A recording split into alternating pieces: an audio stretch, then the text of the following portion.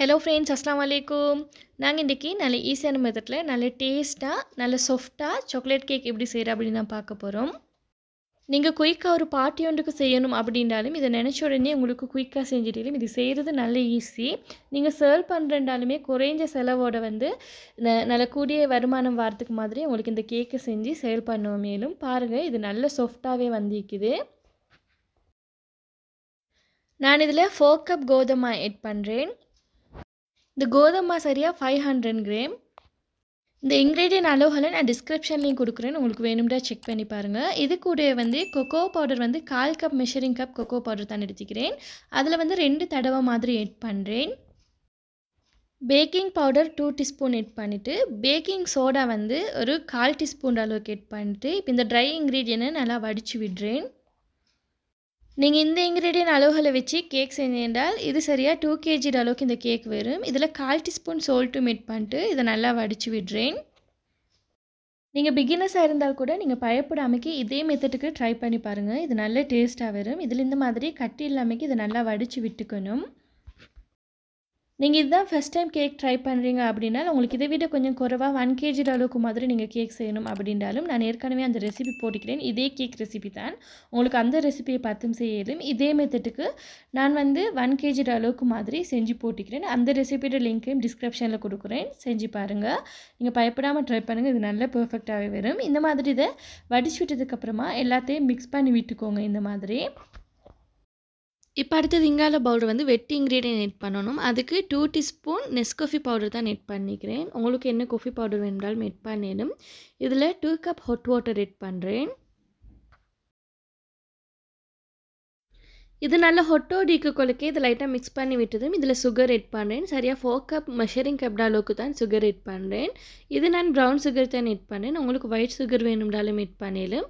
இப்போ இந்த sugar hot வாட்டரோட நல்லா மிக்ஸ் ஆக்கி விடணும். இந்த சுகர் நல்லா கரைஞ்சி நல்லா மிக்ஸ் ஆகி வரணும்.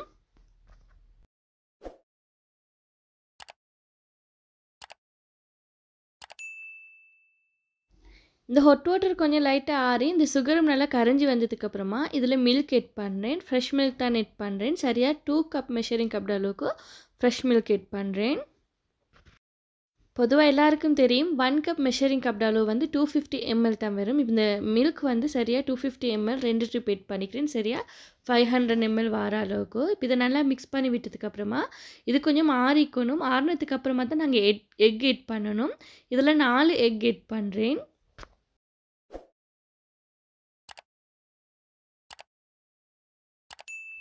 எக் ஆட் பண்ணினதும் எக்கையும் இதை கொஞ்சம் நல்லா இந்த மாதிரி பீட் பண்ணி விடணும். இந்த எக் நல்லா கரைஞ்சி இந்த மில்க் சுகரோடையெல்லாம் நல்லா மிக்ஸ் ஆகி வரணும். இதை 3 மினிட்ஸுக்கு நல்லா பீட் பண்ணி விட்டதுக்கு அப்புறமா நான் இதில் ஆயில் ஆட் பண்ணுறேன். 2 கப் ஆயில் ஆட் பண்ணுறேன். வாசம் இல்லாத நல்ல ஆயிலாக பார்த்து ஆட் பண்ணுங்கள். நான் இதில் சன்ஃப்ளவர் ஆயில் தான் ஆட் பண்ணுறேன். உங்களுக்கு வெஜிடபிள் ஆயில் வேணும்னாலும் ஆட் பண்ணலாம். நீங்கள் இதில் கொக்கனட் ஆயில் ஆட் பண்ண வேணாம். கொக்கனட் ஆயில் ஆட் பண்ணி செய்யக்குள்ளக்கு இந்த கேக் வாசம் கூடுதலாகும். அந்த டைமுக்கு கேக் டேஸ்ட் ஆகிக்காது. கொக்கனட் ஆயில் இல்லாமக்கி வாசம் இல்லாத நல்ல வேறு என்னமாலும் ஆயில் ஆட் பண்ணுங்கள். இப்போ இதில் கொஞ்சமாக 1 டீஸ்பூன் அளவுக்கு ஒரு வெனிலா எசன்ஸும் ஆட் பண்ணிவிட்டு இதை நல்லா மிக்ஸ் பண்ணி விட்டுட்டு இப்போ ட்ரை இன்க்ரீடியன்ட் ஏற்கனவே சைடில் மிக்ஸ் பண்ணி வச்சுருந்தேன் இல்லையா, அதையும் இதில் கொஞ்சம் கொஞ்சமாக ஆட் பண்ணி நல்லா மிக்ஸ் பண்ணி விடுறேன். நீங்கள் இந்த கேக்கை 1 kg அளவுக்கு கொஞ்சமாக செஞ்சு பார்க்கணும் அப்படின்றாலும் கீழே டிஸ்கிரிப்ஷனில் 1 kg அளவுக்கு நீங்கள் கேக் செய்கிறதுக்கு இன்க்ரீடியன்ட் லிஸ்ட்டை கொடுத்துக்கிறேன். இதே மெத்தடுக்கு அந்த இன்க்ரீடியன்ட் அளவுகள் ஆட் பண்ணி செஞ்சு பாருங்கள், நல்ல பர்ஃபெக்டாக வரும். பாருங்கள், இது எல்லாம் இந்த மாவையும் கொஞ்சம் கொஞ்சமாக ஆட் பண்ணிட்டு இதை நல்லா மிக்ஸ் பண்ணி விட்டுக்கோங்க. இதை நீங்கள் மிக்ஸ் பண்ணக்குள்ளக்கி கொஞ்சம் மிக்ஸ் பண்ணணும் அப்படின்ட்டு இல்லை. இந்த மாவு கட்டிப்படாமைக்கு நல்லா இதோட நல்லா மிக்ஸ் ஆகிறதுக்கு மட்டும் நல்லா மிக்ஸ் பண்ணி விடுங்க. இது ஒரு 6 மினிட்ஸுக்கு வரங்காட்டியும் நான் இந்த மாதிரி கொஞ்சம் கொஞ்சமாக மாவு ஆட் பண்ணி இந்த மாதிரி நல்லா மிக்ஸ் பண்ணி எடுத்துட்டேன். இப்போ இதை அப்படியே ட்ரேயில் ஊற்றி பேக் பண்ணி எடுக்கணும். இந்த ட்ரேடு சைஸை உங்களுக்கு டேப்லேயே அளந்து காட்டுறேன். பாருங்கள், இந்த மாதிரி அளந்து பார்க்கக்குள்ளைக்கு 15 + 15 இன்ச் அளவுக்கு நிற்குது. இந்த ட்ரேடு அகலமும் உள்ளுக்கு 1 இன்ச் அளவுக்கு தான் நிற்குது. நான் இந்த ட்ரேயில் பேக்கிங் ஷீட் ஆட் பண்ணலை. நீங்கள் பேக்கிங் ஷீட் ஆட் பண்ணாமல் தான் இந்த கேக்கை செய்யணும். அப்போ தான் 1 ட்ரேக்கு மாதிரி இதுக்கு மேலே எங்களுக்கு சிரப் ஊற்றுறதுக்கும் நல்ல லேஸ் ஆகிக்கும். இப்போ நல்லா ஆயிலை ப்ரெஸ் பண்ணி விட்டதுக்கப்புறமா இந்த பட்டர் இதில் ஆட் பண்ணுறேன். நான் இதை ஒரு ட்ரேக்கு மட்டும் ஆட் பண்ணலை, 2 ட்ரேக்கு இதை ஆட் பண்ணினேன். இந்த ட்ரேயோட சைஸ் வந்து 10+9 இன்ச். அவனை வந்து 180 டிகிரி செல்சியஸுக்கு 2 மினிட்ஸுக்கு முதவே ப்ரீ ஹீட் பண்ணிவிட்டு அவன் நல்ல ஹீட் ஆகினதுக்கு அப்புறமா வந்து இது ஒரு 30 மினிட்ஸுக்கு இதை பேக் பண்ணி எடுத்தேன். பாருங்கள் இது நல்லா பேக் ஆகிக்கிறான்னு இந்த மாதிரி டூத் பிக்கை வச்சு செக் பண்ணி பார்க்கக்குள்ளக்கே விளங்கும். உள்ளுக்கு வெட் இல்லாமல் ட்ரையாக இருந்துச்சுன்னா நல்ல பேக் ஆகிது அப்படின்னு அர்த்தம். இப்போ இங்கால வந்து சாக்லேட் சிரப் எப்படி செய்கிறேன்னு பார்ப்போம். இதில் நான் வந்து சுகர் 1 கப் எட் பண்ணிக்கிறேன். உங்களுக்கு ஒயிட் சுகர் வேணும்னாலும் எட் பண்ணிடலாம். 6 டேபிள் ஸ்பூன் கொக்கோ பவுடர் எட் பண்ணிட்டு 4 டேபிள் ஸ்பூன் கார்ன்ஃப்ளவர் எட் பண்ணுறேன்.